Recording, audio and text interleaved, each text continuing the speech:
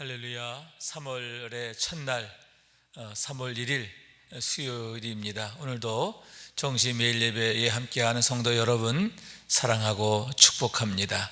우리 함께 사도신경으로 우리 신앙 고백하면서 예배 자리로 나아갑니다.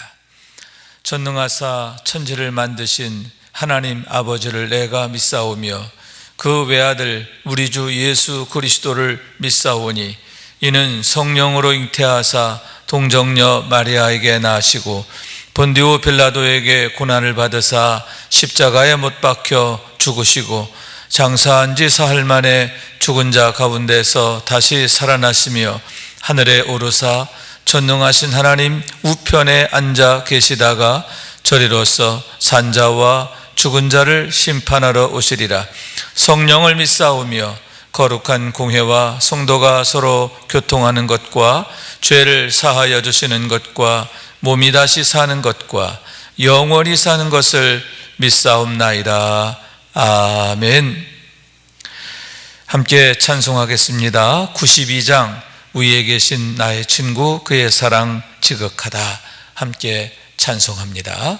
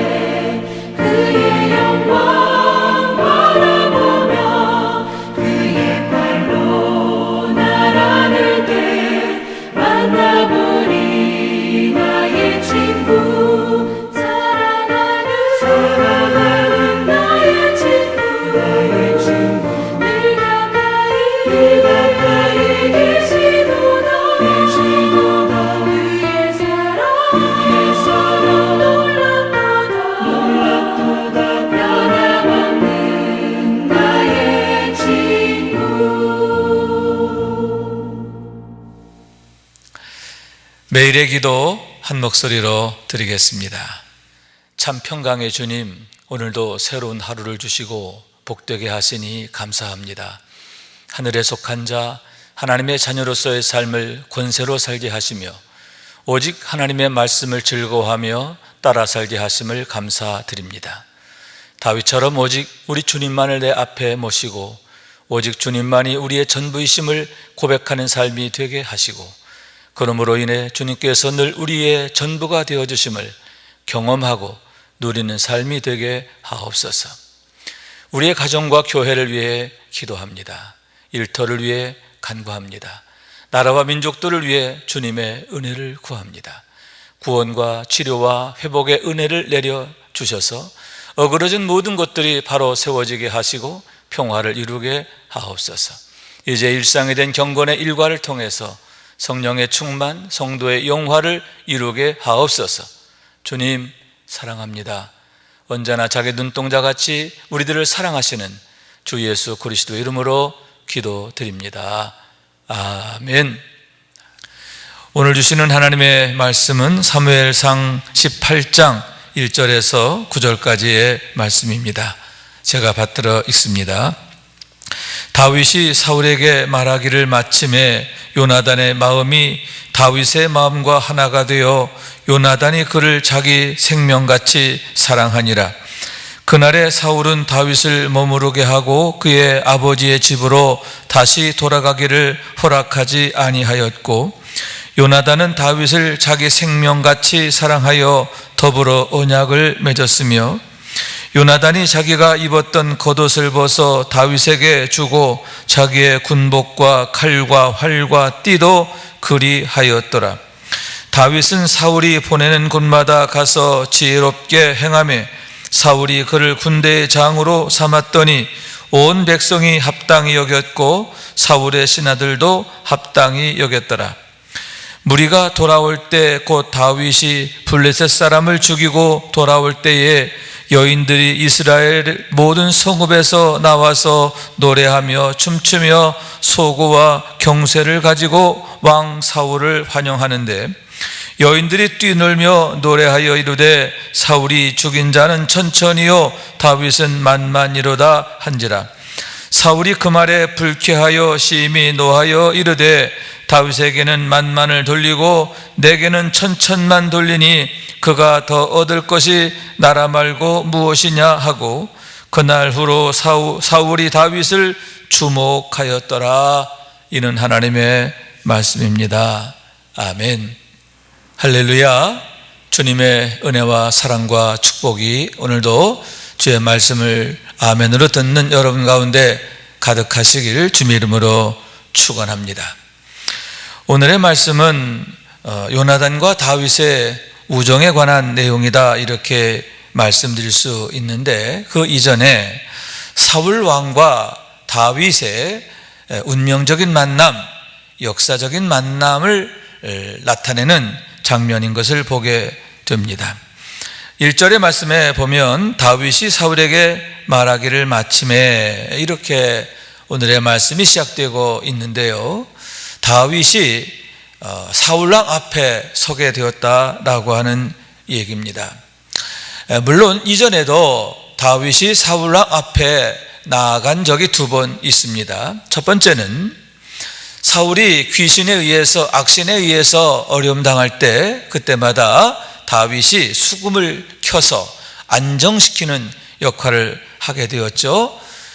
수금을 잘 타는 자가 있다라고 이렇게 해서 다윗이 사울 왕을 위해서 이제 부름받게 되었고 또 그 일을 하게 되었다라고 하는 거죠. 그러나 그때는 전혀 개별적인 접촉, 인격적 접촉이 이루어지지 않습니다.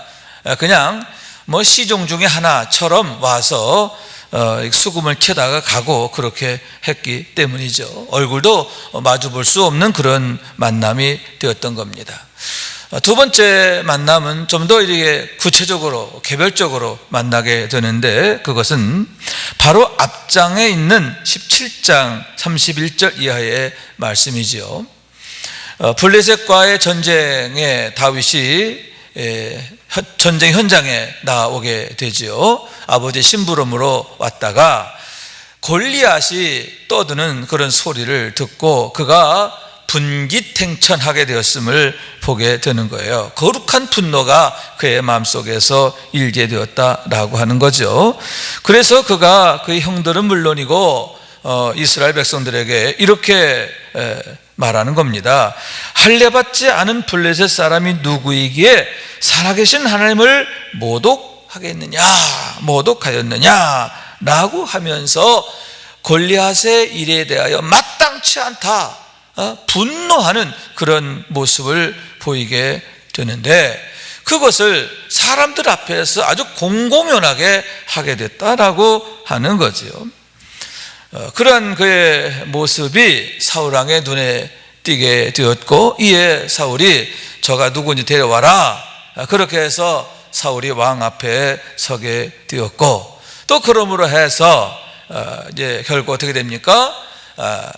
다윗이 골리앗을 치러 나가게 되는 것을 보게 되는 거죠. 자, 그때에 사울 왕 앞에 부름받아 서게 되는 겁니다.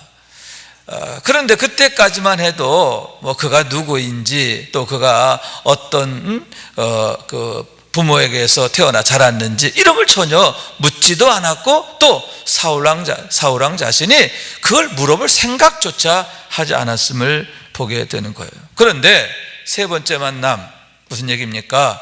다윗이 골리앗을 쓰러뜨리고 그의 목을 베어 가지고 들고 오게 되는 거죠. 그랬을 때에 군대 장관 아브넬이 이제 그를 인도해서 사울왕 앞에 서게 되는 거야.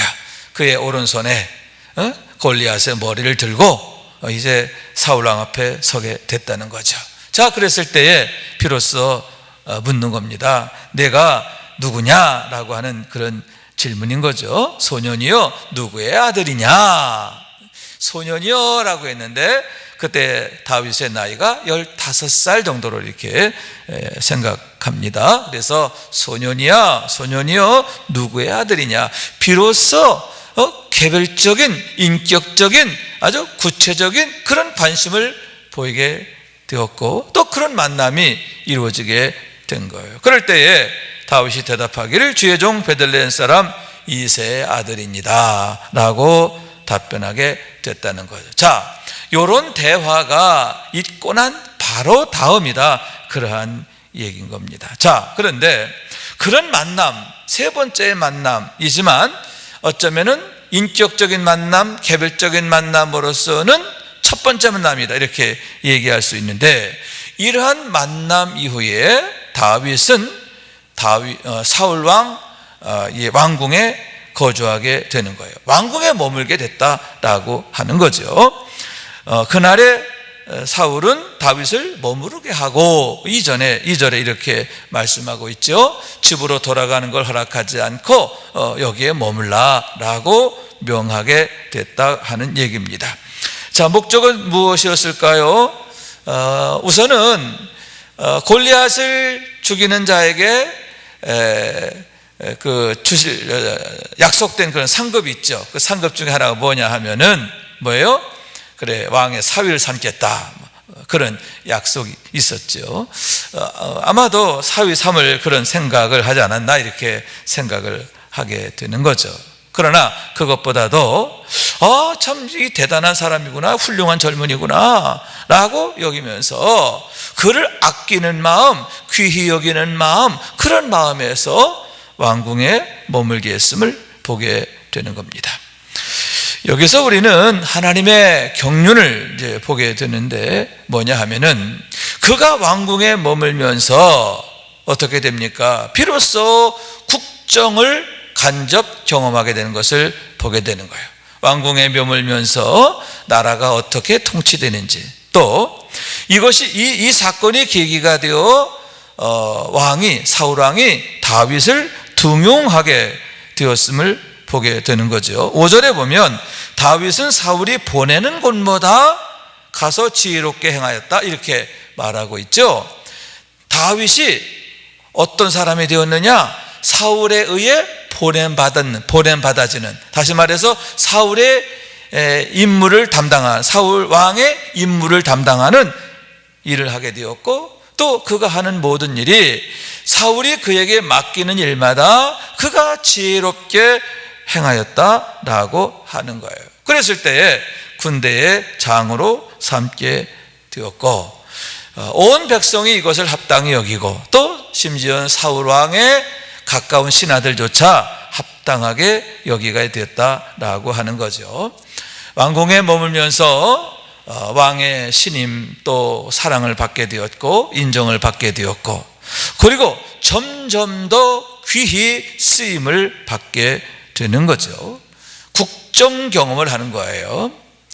하나님의 경륜이라고 하는 건 뭡니까? 하나님께서 다윗을 장차 사울을 대신할 왕으로 기름 부으셨는데, 그런 하나님의 목적을 이루어 가시기 위해서 이와 같이 섭리하셨음을 보게 된다라고 하는 얘기인 겁니다. 여러분, 이렇게 하나님은 당신의 일을 선하고 아름답게 이루어 가시는 줄로 믿습니다. 다윗을 세워가시는 과정, 여러분, 하나님은 이렇게 당신의 택한 자, 당신의 사랑하는 자를 세워가시는 거예요. 준비케 하시는 거예요. 그래서 그 일을 하게 하시는데, 다윗처럼 하나님의 손에 의해 세워지고 준비되고 또 귀하게 쓰임받게 되어지기를 주님 이름으로 축원합니다. 그런데 오늘의 말씀에서 또 하나의 아주 축복된 만남을 보게 되는데, 그게 뭐냐? 사울 왕의 아들 요나단과 다윗의 만남이에요. 여러분, 다윗이 사울 왕 앞에 서게 되었을 때 그 자리에 누가 있었느냐? 요나단이 함께 있는 거예요. 아마도 이때 요나단의 나이는 아마도 40살 정도 되지 않았을까 이렇게 생각을 합니다. 40살에서 45살 정도. 그러니까 다윗과의 나이 차이는 최소한 25에서 30살 정도의 차이가 나는 거죠. 어른과 소년이다 이렇게 말할 수 있는 거예요. 이미 요나단은 이스라엘 내에서 명실상부한 그런 위치에 있는 그런 왕위 계승자, 이렇게 볼 수가 있는 거죠. 자, 그런데 그런 요나단이 다윗을 너무너무 귀하게 여기게 됐다라고 하는 거예요. 요나단의 마음이 다윗의 마음과 하나가 되어 이렇게 말하고 있거든요. 요나단의 마음과 다윗의 마음이 하나가 됐다는 거예요. 나이 차이가 이렇게 30살 가까이 그렇게 됨에도 불구하고 마치 정말 둘도 없는 친구처럼 마음이 딱 맞게 되었다, 그러한 얘기입니다. 여러분, 여기서 마음이라고 하는 그런 말의 의미는 뭐냐면은 영혼이다, 그런 의미도 갖고 있어요. 여기서 마음이 맞았다는 건 뭐냐? 성격이 맞았다, 생각이 맞았다, 이런 차원보다 그들이 영적 공감대를 이루게 됐다. 다시 말해서 여러분, 요나단은 믿음의 사람이었어요.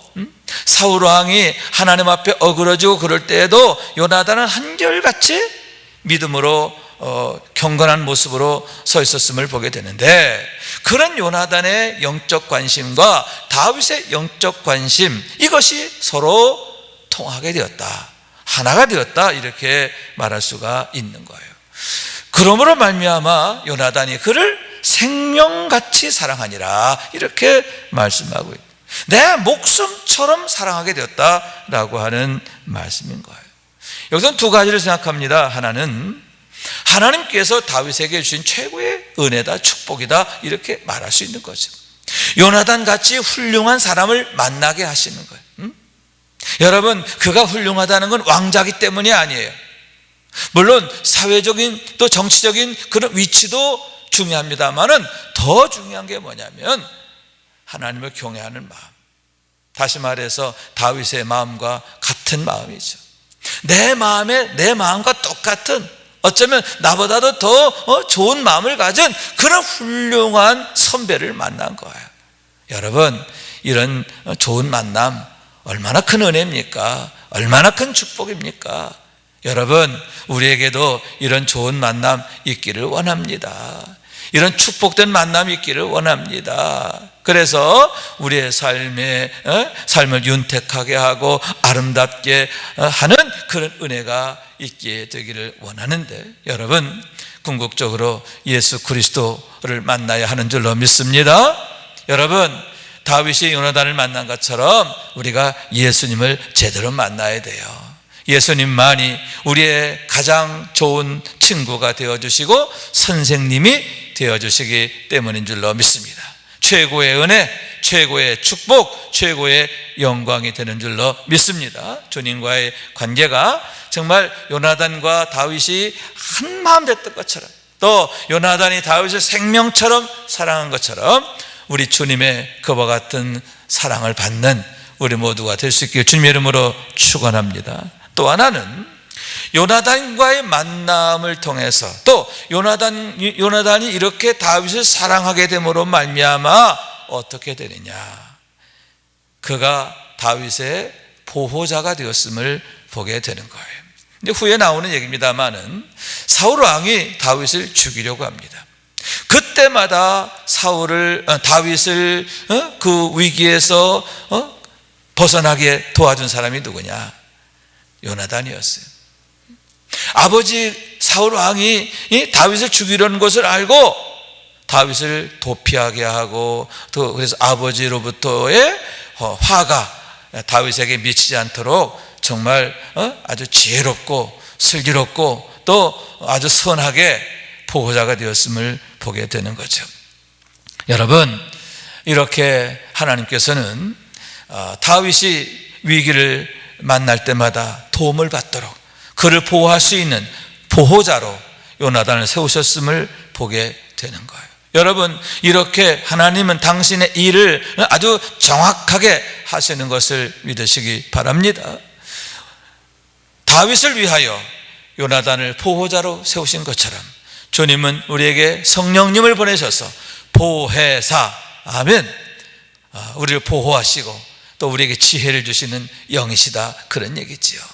여러분, 다윗은 지혜롭게 행하였다라고 하지 않았습니까?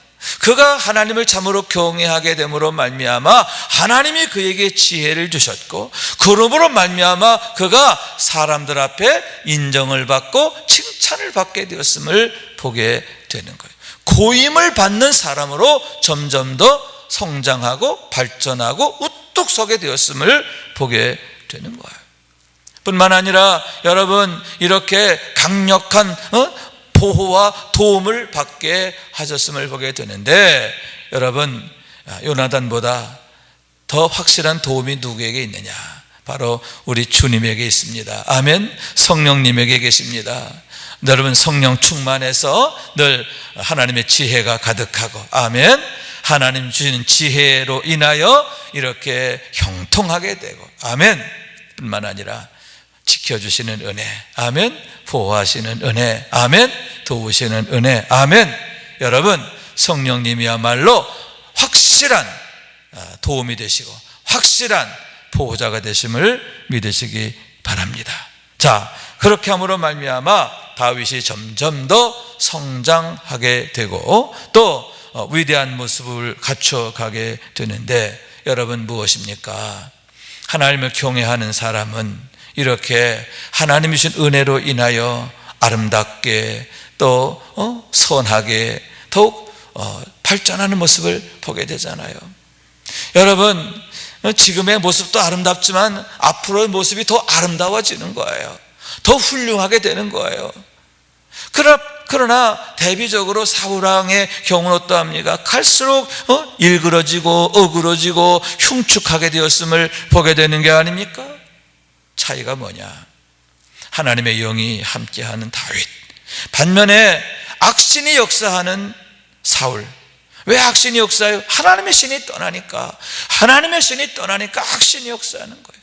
마치 태양이 서산에 넘어가면 어둠이 찾아오는 것처럼 성령님이 하나님이 떠나시니까 어둠의 영들이 역사하게 되는 거예요. 반면에 다윗의 경우는 항상 하나님의 밝은 빛 가운데 거하는 성령 충만한, 늘 하나님의 얼굴을 바라보는 그런 삶이었잖아요. 그랬을 때에 두 사람의 운명이 완전히 달라지게 되었음을 보게 되는 거예요.